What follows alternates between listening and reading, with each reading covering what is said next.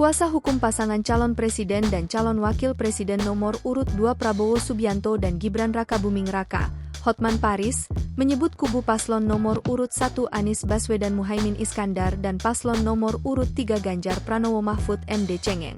Hotman menuturkan, dua kontestan Pilpres itu cengeng karena meminta Mahkamah Konstitusi untuk mendiskualifikasi cawapres nomor urut 2 Gibran didiskualifikasi dari Pilpres 2024. Itu benar-benar saya katakan itu permohonan yang super cengeng. Katanya saat ditemui di Gedung MK, Jakarta Pusat, Senin, 25 Maret 2024. Hotman mengatakan, ada alasan kuat ia menyebut kubu Anies dan Ganjar cengeng.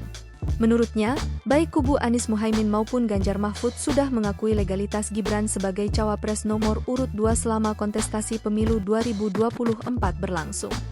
Hal itu sesuai dengan istilah acceptance by conduct atau tindakan yang dilakukan adalah persetujuan yang tidak tertulis. 2 kali 01 dan 03 mengakui keabsahan Gibran yaitu, yang pertama, waktu pemberian nomor urut di Komisi Pemilihan Umum, kata Hotman. Kedua, saat debat cawapres berlangsung, Gibran diakui sebagai salah satu kontestan pemilihan presiden oleh seluruh paslon yang berlaga. Berapa kali Gibran debat dengan cawapres 01 dan 03, itu atas undangan KPU dan tidak ada protes satupun, kok sekarang KPU disalahkan. Jadi menurut kami, rada cengeng gitu, imbuhnya. Diketahui, paslon Anies Muhaimin dan Ganjar Mahfud mengajukan gugatan perselisihan hasil pemilihan umum, PHPU, ke MK. Kubu Anies Muhaimin menggugat dengan permohonan agar pemungutan suara digelar kembali tanpa cawapres nomor urut 2, Gibran Rakabuming Raka.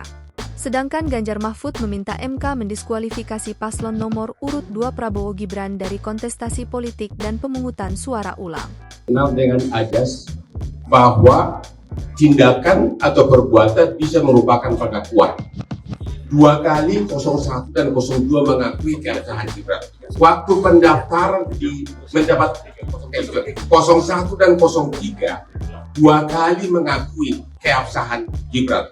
Waktu pendaftaran di KPU mendapatkan nomor, ya malah mereka pesta pora berdiri, ya, berdiri 01, 02, 03 berdiri, tidak ada satupun protes tentang keabsahan dari Gibran.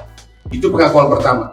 Pengakuan kedua, sebagaimana tadi Bu Oto bilang, dalam debat cawapres, berapa kali Gibran debat dengan cawapres 01 dan 03, itu atas undangan KPU dan tidak ada protes satupun. Kok sekarang KPU disalahkan? Jadi, ya disalahkan KPU-nya. Kok Gibran tidak memenuhi syarat?